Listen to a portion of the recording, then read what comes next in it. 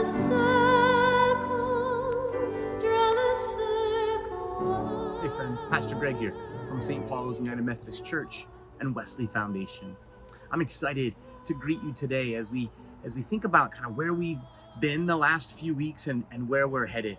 We've been kind of journeying together in a series called Draw the Circle Wide, in which we've been remembering that the movement of the gospel has always been an outwardly moving trajectory from a small beginning to a wider and wider expansive embrace. You may remember at the beginning of the book of Acts, as Jesus is talking with his disciples who are sort of wondering, like, what do we do now? He gives them their mission. He says, you're going to be witnesses of what you've seen in me, of this new way of living in which life even comes from death. He says, you're going to be my witnesses, starting right where you are in Jerusalem, and then moving outward more widely in Judea, and then even further into Samaria. And then he adds to the very ends of the earth. The movement of the gospel has always been an outwardly growing circle, getting wider and wider. Sometimes, however, the church has been less known for its widening inclusivity than for a kind of rigid exclusivity. I've been amazed over the last several weeks of the stories that I've heard from folks saying that they have felt that the church hasn't been welcoming to them, whether it's gay and lesbian children of church members who will no longer darken the doors of a church because they've felt excluded or told they're not welcome. Or maybe it's siblings of folks who know that they're not going to attend the church until that church says that their loved one, their sister or their brother, their mom or dad, or their daughter or son is welcome in that faith community. I've talked to folks who won't share in the sacrament of communion with us, who feel that while we say our table is open, it's not actually open in practice. When I read the stories of the early church, the stories in the book of Acts, like the story that we're going to look at together this coming weekend about the Ethiopian eunuch, I'm always amazed at the sort of freedom of the gospel. It's just sort of wild and reckless movement outwards, not marked by a kind of gatekeeper mentality that says we have to maintain the rules, but one that just says, let's go and share it with anyone and everyone, that all are welcome to receive this good news.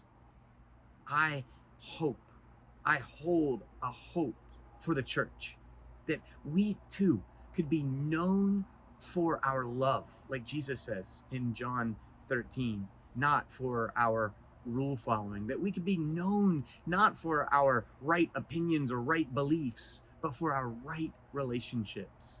I hold on to this hope. I remember a few years ago when I asked that year's confirmation class to talk about what their hopes for the church are. I was amazed at some of their responses, and I'd like to share a few of those with you now. Take a listen to what the hopes of our young people are for our church. I hope the church can grow to be more accepting of all people from all different backgrounds and races and sexualities. I hope that we can make a positive impact on the community, and I would say to be able to spread the kindness and the love that the church has to others in and out of the church. That people, I guess, respect the LGBTQ community because, I mean, they're also people. I think being a part of the church is also growing together and understanding that we're not all similar in beliefs, but we do share similar aspects, but that doesn't mean that some of our views can't be different than each other. I think that being a part of the church doesn't exactly have to do everything with just religion, but it's about the community part and the support from everyone else, because you might not agree with everything. You don't get mad at them. You take in that point of view and you learn from it. To share, to spread love and to be kind and love one another. To help people and to respect others. With homosexuality being accepted. I feel like it should be accepted more. So I guess just that would be more included in the future. I hope that we can be more open as a church and accepting and just showing our love to everyone and just really be accepting.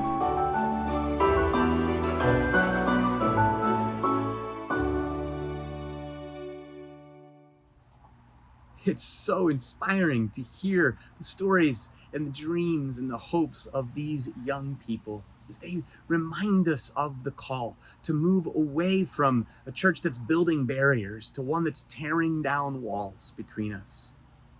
I wonder what it would look like for us to be people of love in that way, to be ambassadors of love, the same love that Christ has given to you and I and every single one of us. Friends, we would love for you to be a part of that journey, to delve more deeply into this as we explore it together this weekend in worship. We worship together in person at 9 and 10:30 in downtown State College. We'd love for you to join us if you're there, if you're able to be there in person. And if not, join us on our live stream. It's on our YouTube channel. We stream it live at 10:30. You can join in then or anytime after that as it's archived. Friends, come and be a part of this widening circle as we take the next steps on our journey together. We hope to see you there. Draw the circle.